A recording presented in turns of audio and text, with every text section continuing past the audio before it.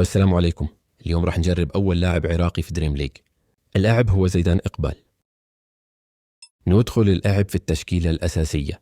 مركز زيدان إقبال في اللعبة CM، لكن أنا سوف أضعه صانع ألعاب بمكان أبو تياغو. طاقة زيدان إقبال هي 64 وتتطور إلى 74 جيدة بعض الشيء بسبب النادي الذي يلعب له، لكن بالمستقبل سوف يتطور إن شاء الله. دعنا ناخذ نظرة على طاقته الداخلية. السرعة 69، التسارع 66، التحمل 62، القوة 59، التحكم بالكرة 60، التوزيع 59، التسديد 50، قطع الكرة 50. اللي لاحظنا أنه زيزو جيد هجوميا لكن دفاعيا ضعيف بعض الشيء، وهذا هو بالواقع، أي أن تقريبا طاقته مناسبة للواقع. نجربه بالتدريبات. هذا هو شكل زيدان في اللعبة اللي موجود، هو ستايل ذات الشعر الطويل نسخة يونايتد. نجرب زيزو في ضربات الجزاء.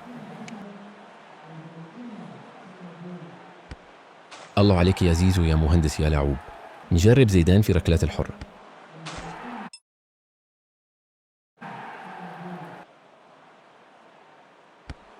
كانت قريبة لولا الحظ يا زيزو.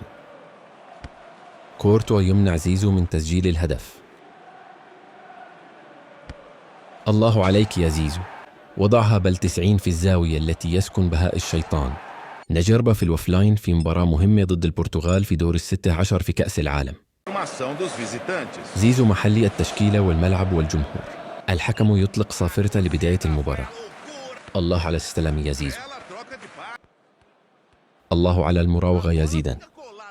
تسديدة جميلة من زيدان من منتصف الملعب، أراد أن يباغت لحارس، لكن الحارس في المكان المناسب. الله على الباص يا زيدان، يعمل واين تو مع هيلاند. نهاية الشوط الأول بالتعادل السلبي 0-0. سوف نغير الخطة ونضع زيدان مهاجم راس حربة لنقاذنا من التعادل.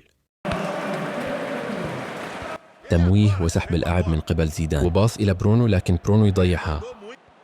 زيدان يسدد لكن الدفاع يكسره ويعمل فأول، وتم طرده. يستاهل كل شيء ولا زيزو. ضربة حرة يتقدم إليها زيدان.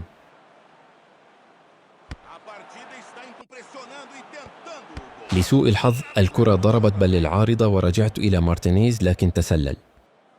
نهاية 90 دقيقة. بداية الأشواط الإضافية.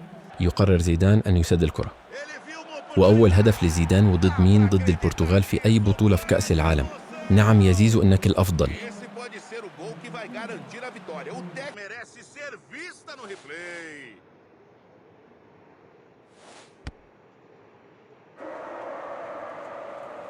ونهاية المباراة بفوز فريقنا بنتيجة 1-0 عن طريق زيدان إقبال، وكذلك زيزو يأخذ راجل المباراة.